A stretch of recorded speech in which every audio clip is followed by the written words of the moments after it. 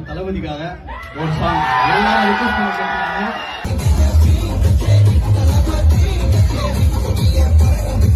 விஜய் அஜித் ரசிகர்களிடையே விரோதத்தை வளர்க்க முயலும் திமுகவினரின் சதி திட்டத்தை முறியடிக்கும் ரசிகர்கள்.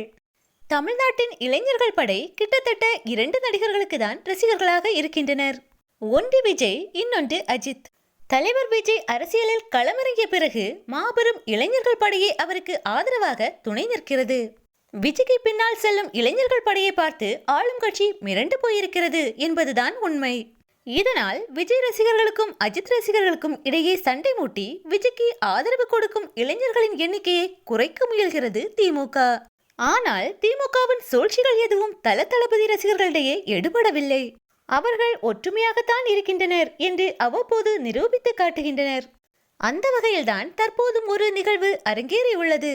நேற்றைய தினம் தல அஜித்தின் 50வது படமான மங்காத்தா படமானது தமிழகம் முழுவதும் ரீரிலீஸ் செய்யப்பட்டிருந்தது. இந்நிலையில் தாம்பரத்தில் ஒரு திரையரங்கில் தல அஜித்தின் ரசிகர்கள் மங்காத்தா திரைப்படத்தை பார்க்க கூடியிருந்தனர். அவ்வாறு கூடியிருந்த ரசிகர்கள் திரையரங்கின் முன்பாக தளபதி இருவரின் பாடல்களையுமே ஒலிக்க செய்து உற்சாக நடனமாடி கொண்டாட்டத்தில் ஈடுபட்டனர்.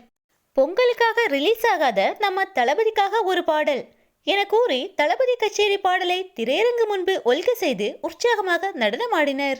இதனைத் தொடர்ந்து அஜித்தின் ஆடாம ஜெயிச்சோமடா என்ற பாடலையும் ஒலிக்க செய்து அதற்கும் நடனமாடி மகிழ்ந்தனர். தளபதி இருவரின் பாடல்களையும் ஒரே மாதிரியான வரவேற்புடன் ரசிகர்கள் கொண்டாடி மகிழ்ந்தனர்.